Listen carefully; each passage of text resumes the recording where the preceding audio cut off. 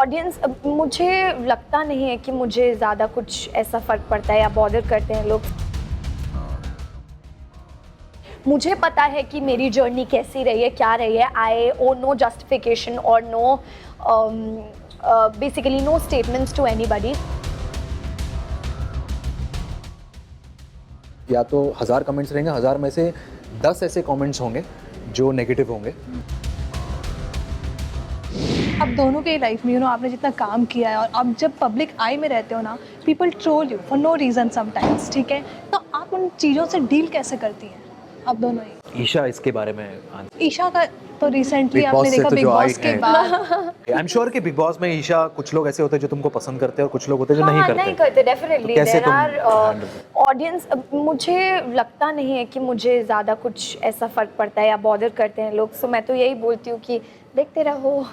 But लोग ना personal life पे चले जाते हैं, that's Yeah, it happens, but then you have to be very strong in terms of mindset, in terms of emotional conduct also. You have to be very very strong कि यार ठीक है, मुझे पता है कि मेरी जर्नी कैसी रही है, क्या रही है। I owe no justification or no basically no statements to anybody. So it's okay, it's my life and I'm living it the way I want to. So Partha आपके साथ भी देखा गया कभी रिलेशनशिप पे, कभी मैरिज पे, कभी कुछ ना कुछ लोग ऐसे रूमर्स फैलाते रहते हैं। बट ऑन द कॉन्ट्ररी, मैं ये कहना चाहूँगा कि there has been a substantial amount of fans और people who love me, who always stood by me. So उन्होंने वो ट्रोलिंग कभी होने ही नहीं दी। वो कहीं ना कहीं आपको, अगर कमेंट्स भी आप पढ़ोगे तो या तो 1000 कमेंट्स रहेंगे, 1000 में से 10 ऐसे कमेंट्स होंगे जो नेगेटिव होंगे, और वो 10,000 में आपको दिखेंगे भी नहीं। तो मुझे फॉर्चुनेटली कभी ऐसे लगा ही नहीं है, कभी कुछ दिखा ही नहीं है कि मेरे अगेंस्ट लोग बोले जा रहे। सो या वो एक टाइम के एंड बाद I am I a guess very very chill person. मैं ऐसा किसी के साथ झगड़ा करना मुझे पसंद ही नहीं होता।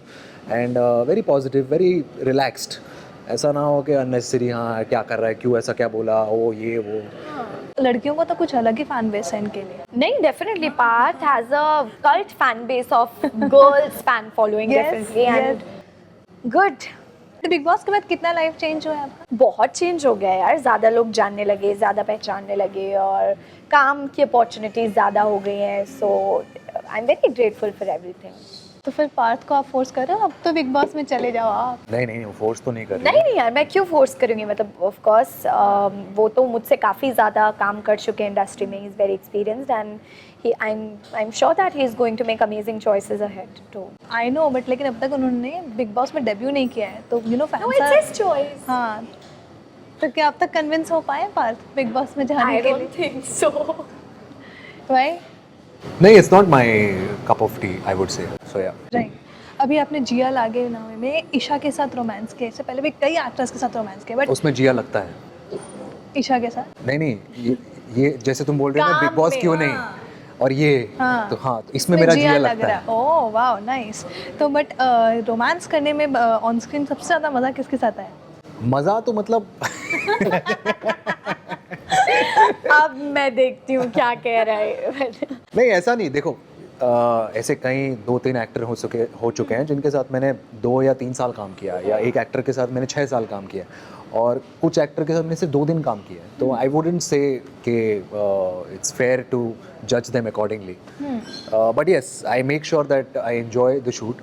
और ऐसा बहुत गिने चुना, मैं नाम नहीं लेना चाहूँगा, जिसके साथ मेरा बहुत ही एक हॉरिफाइंग शूट था and I was like shit यार, ये क्या ही कर लिया मैंने। और वो भी एक म्यूज़िक वीडियो था, इतना ही बोल सकता हूँ। बट थैंकफुली वो सिर्फ उतने 2-3 दिन का शूट था, उसमें से मैं निकल गया भाई, बला टली। नहीं होती तो तुम ऐसे मैं बातें नहीं होती, बट या तुम नहीं हो बिल्कुल ऑब्वियसली।